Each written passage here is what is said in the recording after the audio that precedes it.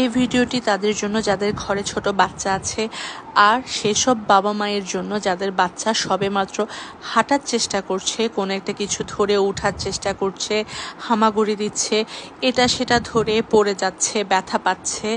কি করলে সে ব্যথা পাবে না বা তার কোনো সমস্যা হবে না সেটা বোঝার বয়স হয়নি তাদের জন্য। গতকাল আমার একটু অসাবধানতার কারণে আমার বাচ্চার সাথে অনেক বড় অ্যাক্সিডেন্ট হতে যাচ্ছিল। কি হচ্ছিল সেটা জানার জন্য অবশ্যই আপনারা ভিডিওটি শেষ পর্যন্ত দেখবেন।